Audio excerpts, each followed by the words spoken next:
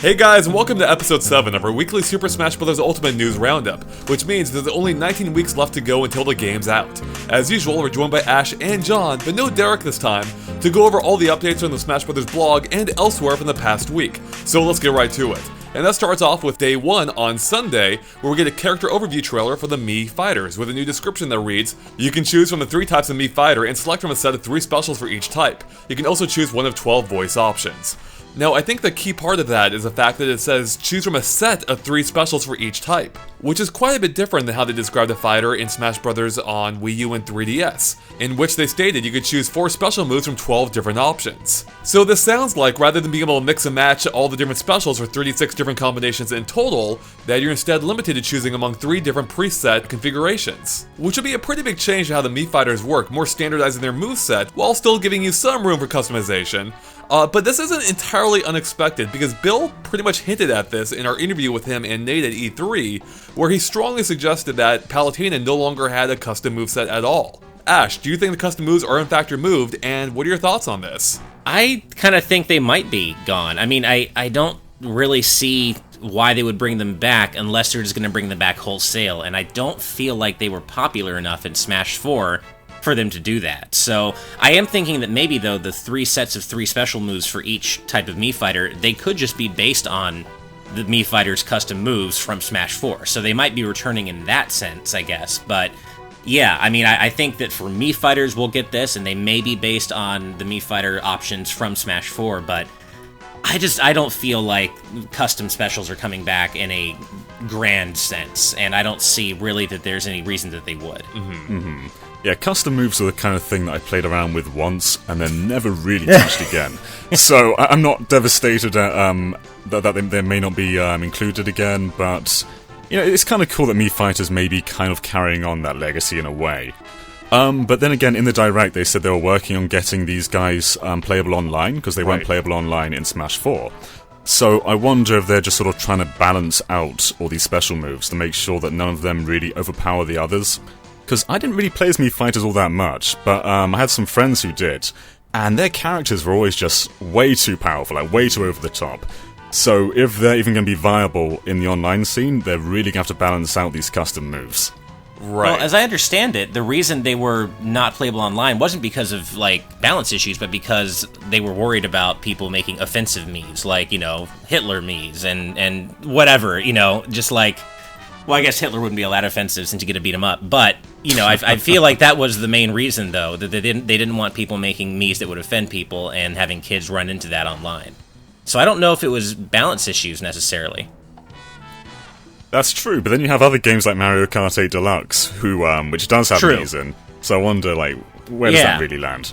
That's a good point. I don't know. I don't know if maybe Sakurai has a say in that, but that's what I thought I remembered. But yeah, the Mii Fighters with their different custom specials could certainly have been a liability online, especially if they were the only ones allowed to use custom specials out of the entire cast, besides maybe Palutena. If this does indeed mark the general end of custom moves, I also don't care. Yeah. I mean, I didn't find them to be particularly fun, especially because it just kind of made the core gameplay a little more cumbersome in that, so when I go into a match, I like to know all the known quantities. I like to know what moves are available, which is dictated by the character a player chose. And with custom moves, it's kind of all up in the air. You don't know exactly what moves they're going to be playing with. And that, quadruples the amount of potential specials to keep track of on a per-character basis? Yeah, I just thought it muddled the core gameplay and just made it more cumbersome. Not even to speak of the fact of the unlocking mechanism for it was the most tedious thing in the world. So yeah, I'm fine that they really just keep it applicable only to the Mii Fighters, even in a more limited sense. And even with the Mii Fighters in general, like I guess I'm glad they're back, but I also wouldn't care if they weren't. I think they're probably the only character they could have cut and yet kept the take on that everyone is back and no one would have complained. On the upside though, given that they are back, I do like the visual makeover they've gotten with the readjusted proportions. They have more detail, which is especially noticeable on the Brawler. And also, despite their overall simplistic appearance, I like how you can really see the lighting differences now, and how it makes them even feel more lifelike due to the lighting engine in Smash Bros. Ultimate. Yeah, I don't know, it's weird with the Mii Fighters, because I have to say, it is, as you kind of touched on, Andre, it is weird to see just how much of a visual upgrade they've actually gotten, and they're Miis, which is the weirdest part. Like, Miis they're inherently simple, they're supposed to be simple, but these guys look way better on the Switch, especially their outfits. Like, they've gotten from the ground up redesigns, like they're full-blown characters, and I guess they are at this point. But it is just strange to see them. Like, the Miis themselves haven't changed. They're the same characters in a sense, but they do look a lot better, and that's way more attention than I ever expected the Mii Fighters to get. Like, even though I had been predicting since the beginning, like, I don't think there are going to be any cuts, the one cut I thought might be happening was Mii Fighters, and I was wrong about that. So, I don't know, they look a lot better. I never played them very much. You know, I played as my own Miis a few times, but yeah, I mean, I don't really care that they're back necessarily, but it is cool that if they are going to be back, that they actually do look a lot better than they do. I mean, even their hairstyles have changed. Yeah. That's what's weird. They actually somehow look less generic now, which is kind of impressive. At least for the really base weird. models. Yeah. Yeah, I mean, I actually like how they look now. On the counter side, to be a little positive about Mii Fighters, how would you guys feel if they took some stuff from Miitopia and kind of had some new Mii types, like the Mage or something? Because, obviously, I don't care too much about them, but how would you feel if they just sort of added in some more types? I wouldn't be against it. I mean, I don't think I'd be like, you know, at the front lines cheering for it to happen, but I wouldn't be like angry that it did. I mean, I'd be mildly annoyed because that's development time they could spend on literally anything else. Right.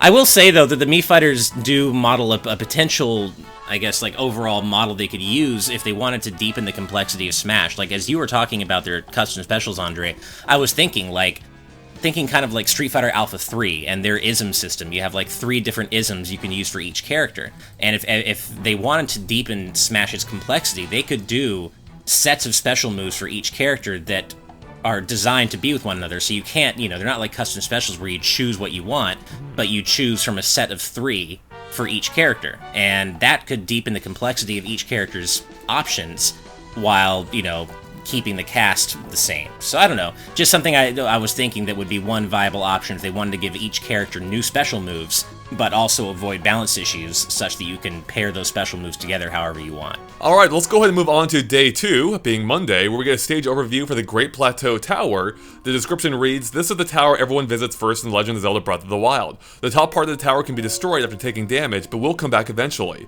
You can spot a certain old man in the background watching over the match."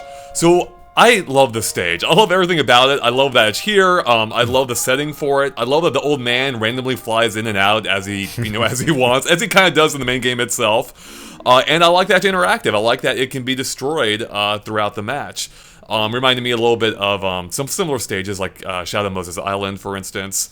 So, yeah, and this is actually a setting, too, I never would have predicted. Like, in hindsight, it makes complete sense. I mean, I think we all figured there'd be a Breath of the Wild arena, but I didn't expect it to be on top of a tower, which really does capture the feel of the game with how common towers are, but also how great the vantage point is from up there, where you can see, the bulk of the world, which is really the essence of Breath of the Wild.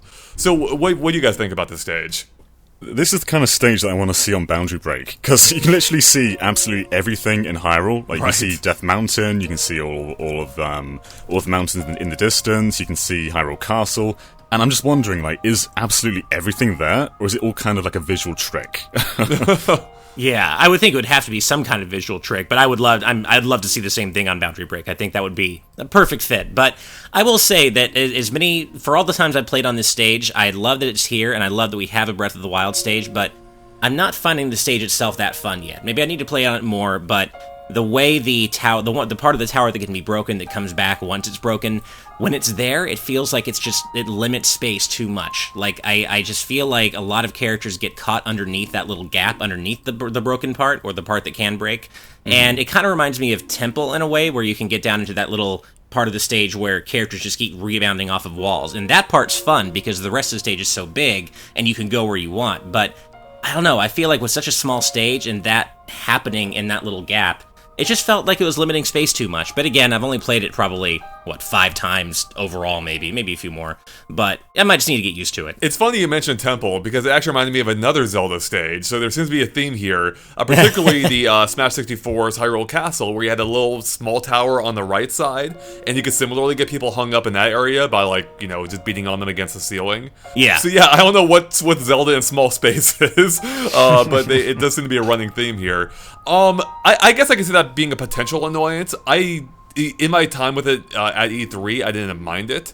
Perhaps it's something that would wear on me eventually. But the fact that it's not a permanent structure that does go away, I think mixed up the action enough that it didn't seem to be a hindrance for me. Sure. No, and it's still, like, it's a fun stage. It's not like the kind of stage where I would avoid going, like Wily Castle and its Yellow Devil. Like, it's a stage I definitely would be playing. I just have to kind of, have a reckoning with that the enclosed space when the part of the tower is there. But, no, I think it's a cool stage. The only other thing that I think could have worked in this kind of sense, showing off the grandeur of this version of Hyrule, would have been a Va Meadow stage, where you're literally fighting on top of Va Meadow. And I actually still think that might have been cooler, but this is a really, really, really cool idea as well. Well, I've yet to play Smash Bros. Ultimate yet, unlike you guys. But I'm actually playing it on this coming Sunday, because I'm going to Nintendo Versus, which I'll actually be on stage for in their live stream at one point. It's exciting. Yeah, so hopefully I don't blow it there. But yeah, so it does look really interesting though, and those points about it kind of being like Temple have kind of emerged in my thoughts too. Like, it looks like it kind of prevents you from getting KOs at times. But at the same time, there aren't that many stages that sort of change themselves on the fly, and it's kind of interesting to see more of those. On top of my head, I think that maybe like Mario Maker is another example of how stages kind of change dynamically. So yeah, it's very nice to see a few more of those. We didn't really see very many in Melee, for instance, or Brawl. Right. So yeah, my thoughts are pretty positive so far, but jury's out. Yeah, and it does, as you kind of were mentioning there, it does kind of make sense also within the world of Breath of the Wild, which is all about interaction, that the stage itself would be interactive. So that is another kind of like neat tie-in there. Right. I do hope, though, they go a little bit even farther with the background details here, though. I'm really hoping we can see the Divine Beast on Death Mountain there, perhaps roaming around. And also, if you play a 24-minute match, I hope there's a full day and night cycle here. Yeah. That would be really cool. Or like the dragons or something, just flying around in the background. That'd be so cool. If there is a day-night cycle, it would be really cool if you got a Blood Moon once in a while that, like, drastically increased each character's attack power or knockback power or something like that. I like it. That's actually a really cool idea. Yeah, I would love that. And it needs to rain like 90% of the time. Yeah. You just can't. Yeah, I was gonna say, and you can't recover when you can't grab the ledge when it's raining. So let's move on to Tuesday, being day 3, where we got a brand new music track. I'm gonna throw it to Ash for this one because he's the music guy here. Plus, he can pronounce Japanese names better than I can. Cool. Well, yeah. So this week's music update, it seems like it's been kind of one per week so far. Was the F-Zero medley arranged by Takenobu Mitsuyoshi.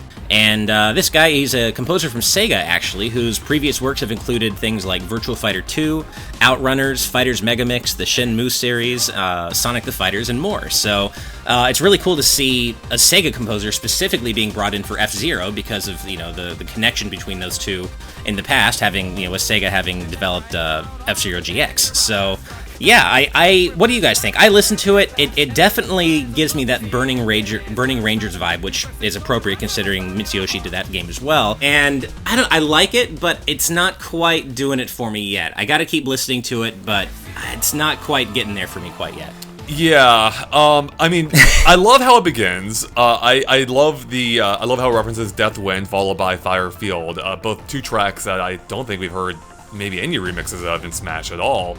Right. So I like that. It's the lyrics that are the problem. I saw one comment on our video where this person couldn't tell if they were singing in Japanese or English, and I'm like, wow, you're right. I'm really not sure actually. Yeah, and it did actually remind me a lot of Burning Rangers in that sense because of kind of the goofy vocals in that song, and of course they work really well in that song. That one's awesome, but this one I'm not quite as sure about. So I need to go. I definitely want to go back and listen to the original Deathwind and Firefield just to compare the two because it's been a while since I played the original F-Zero, and the songs that always stood out to me in that game were like Mute City and Big Blue and Port Town. So I want to go back and listen to those and compare them. But so far, not my favorite remix that we've heard, as of yet. Yeah, I think that's kind of the issue, is it doesn't really invoke F-Zero. It definitely is far more Burning Rangers than anything else. I guess it is kind of cool to mix composers and styles and have like different influences in the remixes. But yeah, I'm not getting F-Zero out of this. Yeah, I think that's really the main problem here. I mean, it starts off F-Zero and then it turns into something weird. Yeah. I wish maybe there's an instrumental version. I'll appreciate that one more. Otherwise, right now, the lyrics aren't quite doing it for me. And that's kind of like a general thing for me in Smash Brothers. Generally, when they add lyrics to a song, I'm not too keen on it. So, Yeah, keep the lyrics out of here, unless, you know, the song was designed with it originally in mind. No, I hear you. And even when they're not actually lyrics and when there's just like speaking in the song, like that one Metroid remix where it's like, you know, join the fight. And it's like, come on. What is, yeah, like get out of here with that. Right, exactly. I don't get it. I don't know. Maybe the song will grow on me. Right, but I'm really hoping we get more F-Zero remixes on the side in the future, because right now this one's not quite doing it for me. So yeah.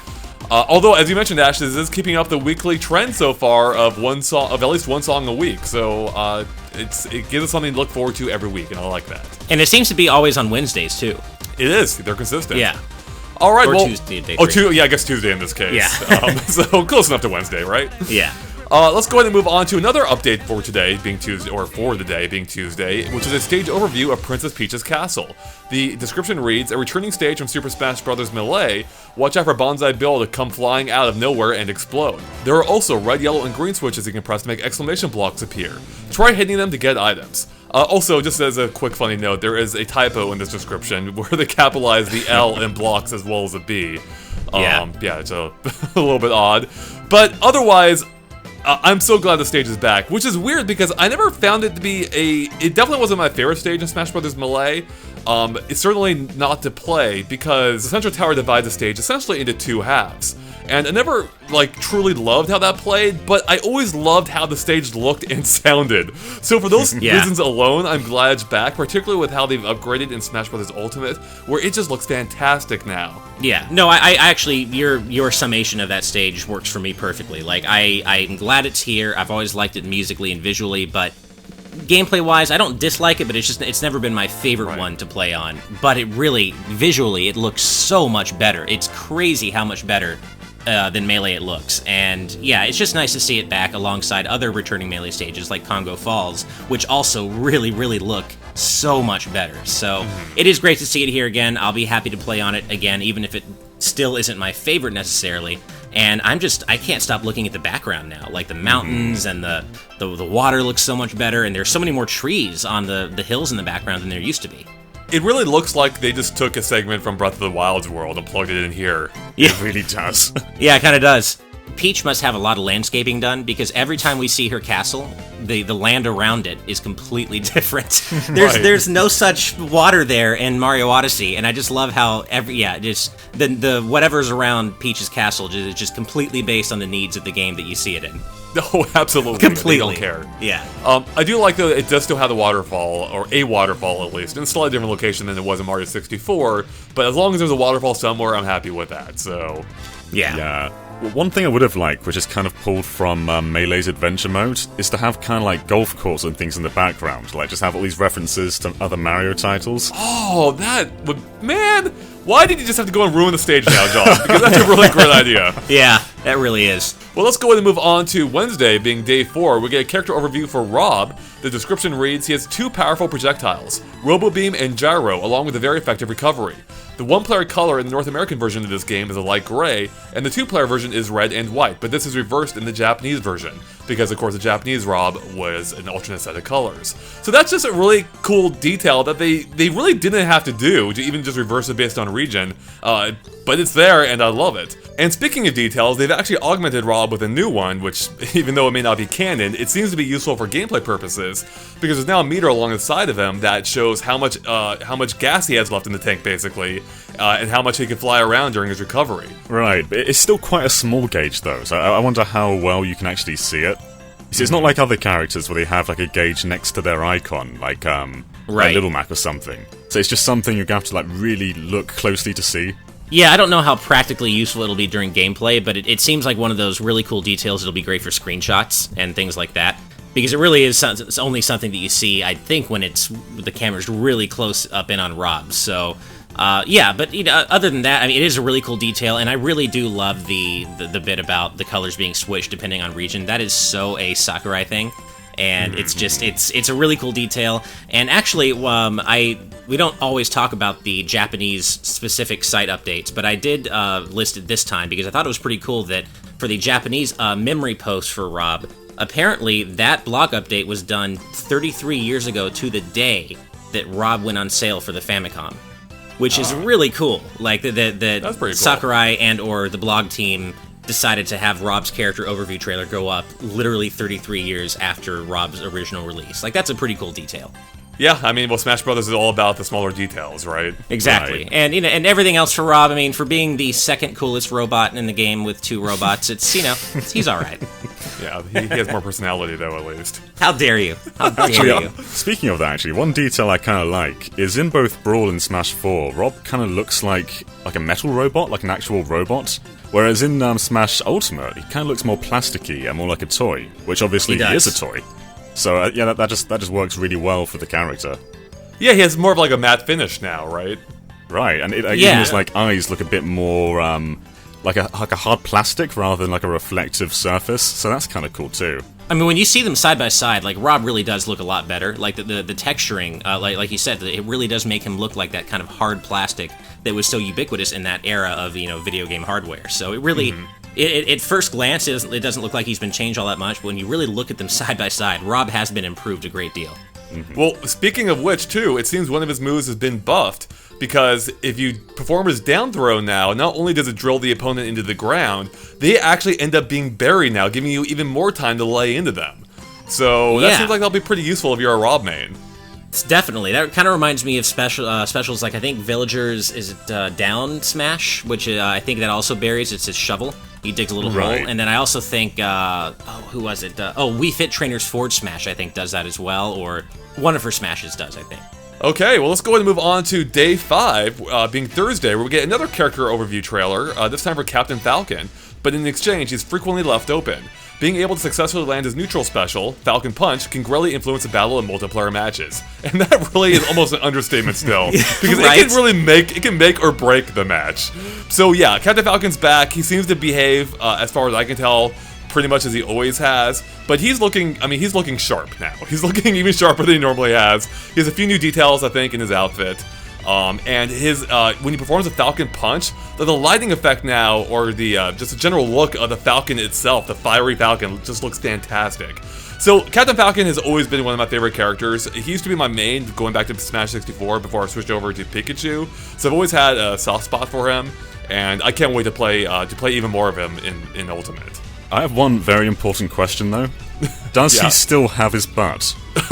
That is a very important question. I mean, it goes to follow that if Snake lost his, that Captain Falcon would also lose his. So it's hard to say, but I mean, Captain Falcon, he looks good. He doesn't look quite as different from his Wii U model as Rob did, I don't think, but he looks good. Captain Falcon, I never quite understood how to play him. It's funny because he's such a popular character, but I just can't get work done with him. He's just too slippery, a little too fast, and I don't know. He just never work for my playstyle. But he's a classic Smash character. You can't have Smash without Captain Falcon. It's great to see him here. And speaking of the Falcon Punch, with Smash Ultimate's new camera zoom system, every time you land one now, you're gonna get that really cool, intense, dramatic zoom in when you land it. So that's really cool. It's funny you say you can't have Smash without Captain Falcon, because for Smash 4, he was one of the very last characters to be revealed. I know. Way up until the game's final months that we finally got Captain Falcon. Although it was so worth it, though, because that one trailer birthed so many new, even Smash memes with, Captain Falcon just completely obliterating Lucina in that trailer, and then, Robin having his, time to tip the scales. Like, it was a perfectly timed reveal. It was worth the wait. I do like how in the trailer they show off Captain Falcon's speed, where they give him the bunny ears, and he's pretty much keeping pace with the F-Zero vehicles in the Big Blue stage. He does end up getting hit by it eventually, but this goes to show, he is the original Sonic the Hedgehog in Smash Brothers. He used to be the fastest character, which I think now, I guess he's second fastest? Is he just only behind Sonic now? I think so. I think he is. I think he's second. I know Fox is up there too, but I think Falcon's faster. Now, they've slowed him down a little bit in more recent games, so I do think Falcon might be second, but of course I don't have the entire roster in front of me. But yeah, no, you know what? I think Shulk with his Speed Monado art might actually come in second, or at least he did in Smash 4. But Falcon's up there. Yeah, I just really can't wait to just unleash Falcon punches all over the place. Right? Falcon Punch only match. Have you ever had an 8-way version of that? Not an 8-player, but I have had a 4-player Falcon Punch only match, which is always a lot of fun. And it's true that the way the character description just completely understates, can greatly influence. Well, yeah, if you're just whipping Falcon Punches out left and right because other people are fighting one another in multiplayer matches, it's going to greatly influence the battle. You're going to KO people. Also, since this is kind of an F-Zero week with Captain Falcon and the music, seeing the Big Blue stage reminded me that I really wanted to hear a new remix of Big Blue in this. That's always been my favorite Smash, or my favorite F-Zero song, and I really hope it gets another remix, even though the current ones have already been great. I want more. I want more Big Blue. Big Blue is a classic, and not only do I want to hear a new rearrangement of it, I want them to include the Mario Kart 8 version of it in the Big Blue stage as well. Yes. Because that one's so good. Oh, that one's so good. Even F-Zero GX, which eschewed most of the typical F-Zero music, Yeah. did have a variant of Big Blue, and it too was fantastic. Yeah, no, it was really good. They just need to put every version of Big Blue that's ever been, just throw them all in the Big Blue stage. Yeah, the ultimate Big Blue soundtrack. Exactly. I like it. Alright, so that brings us to the end of the week. There are no more Smash Brothers blog updates or news to speak of, but we're not done yet because we still have our Smash question of the week to get to, where if you're a $1 or higher Patreon, or on our GameXplain Patreon, you can submit your own questions and we'll choose one every week. This week our question comes to us by way of Mickey, who asks, "Hey GX, I have a kind of out-of-the-box question for you guys, but still related to Smash, of course. What I want to know is, who do you guys love to play Smash Brothers with? Family, friends, who have you had the most fun playing Smash with in the past? And who are you looking forward to playing Smash Ultimate with? I would be over the moon if you could choose my question, but regardless, thanks as always for all your content." So I'm going to expand this question just a little bit, otherwise it'd be pretty broad answers, like I like playing with my friends, or I like playing with family, to maybe more specific instances that you've remembered of people you've played with. So of the friend or of the groups you played with, what have been your favorites? I guess we'll start with you, John. Okay, yeah, so I play Smash with friends a lot. But I also do quite a lot of For Glory online, but yeah, to keep with just local experiences. I remember just leaving the room once between a Pichu and a Jigglypuff match in Melee, and I played Pichu quite a lot back in the day for some reason. I'm not sure why, but I remember just leaving the room once, and I came back and I was like 2 stock down, and he just kind of like, he would not admit that he suicided me while I was gone. But I still made a comeback, even though I was Pichu and 2 stock down, so that was a pretty good experience. But yeah, I've done quite a few like local tournaments with friends and things like that, and that's how I like to play Smash, really. It's kind of a mix of a party game and a competitive game to me. So while playing online is fun, I think you kind of lose a bit of an aspect of it when you don't have people playing with you. Because that's really the strength of Smash for me, it's a social game.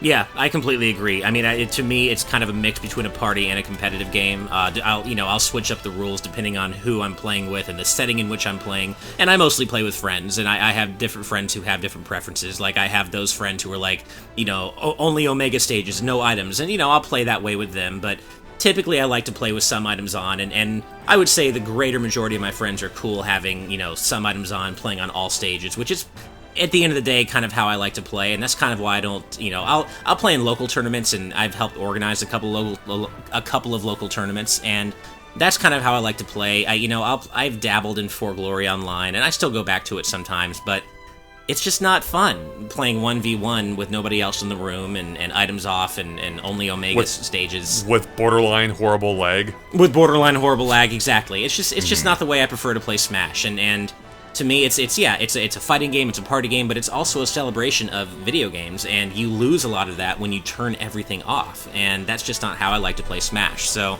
yeah, I typically get together with friends who kind of see Smash the same way, where they'll watch tournaments, they'll get into it, and they'll get mechanically into the game, and we'll have good matches, but they're not like insisting that everything is turned off in every match and you only play on flat stages and things like that. So yeah, I mostly play with friends. I occasionally play with my wife. She's still kind of getting into it.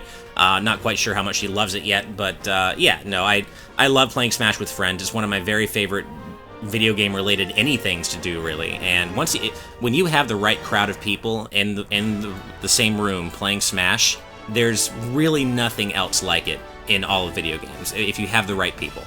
Yeah, there really isn't. Some of my best memories came from Smash Brothers 64, where me and my friends, like every day after school, we would race home, both first to watch a Pokemon cartoon, and then immediately after, just play hours and hours of Smash Brothers 64. I still think those are some of my best memories in terms of gaming. We had so much fun playing that. Some of my other favorite memories of playing Smash multiplayer, came when I worked at IGN, of Smash Brothers Brawl, where every day during like lunch and after work, we would just gather and play for hours, even sometimes during lunch. We'd have hour-long lunch breaks to just play Smash Brothers Brawl for months and months. And this started early too, because we got they bought the Japanese version of the game, which came out a few months before the US or before the American version. So we were playing that game for pretty much the entire time I was there. From the time of its release until I left. And yeah, I had a blast. And with how big that roster was too, that's partially why it's one of my favorite games. Like, there was so much new, fresh stuff there that I could experiment with it for seemingly forever and just have a great time with the people I was playing it with. Yeah, I remember the first time I saw Brawl because, I had a friend, like a really hardcore friend who was into Smash. Like, he was in the competitive scene, and he got Brawl. He imported it before it came out in the U.S. And my first time seeing Brawl was, like, in his garage. And we were just all huddled around his small TV, just like, soaking in all the new content. And I just remember how fun it was to see all that new stuff and be like, oh, why isn't this out here yet? But all this talk about our favorite people to play Smash with did remind me of one more memory that I just made actually very recently. Last week, I went to San Diego Comic-Con and went to Nintendo's Media Hour to capture some Smash footage, and I got the opportunity to play with Bill Trennan. He asked me if I wanted to play one-on-one, and I was like, of course I do. So we played one-on-one, and he played Mario, I played Mega Man, and it was a time match, and definitely not trying to brag here, but I beat him, and I think I 3-stocked him. It was a pretty one-sided match. Now, to be fair... Poor Bill, between being defeated by me in ARMS and now you in Smash, the guy just can't catch a break. Well, to be fair, and I did, make an excuse for him. I'm like, hey, man, you've been on your feet all day. You've been running this event. You've got to be exhausted. He's like, no, the problem more is that we just don't have a lot of Mega Man mains around the office. I'm like, well, sounds like you need some Mega Man mains around the office because you don't have enough practice playing against him. But no, it was all in good fun. It was a great match, and he was a lot of fun to play with. He's good. And, so that was a really cool memory to get to play with Bill Trennan, and, win or lose, that was a really cool thing. That sounds pretty great. Alright, and I think that brings us to the end of our weekly Smash discussion. So thank you for the question, Mickey, and once again, if you want to submit a question of your own, just back us on Patreon for $1 or more. And with that, guys, thanks for watching. Of course, stay tuned for more Smash Brothers weekly discussions and everything else Nintendo as well. We'll catch you later. Bye.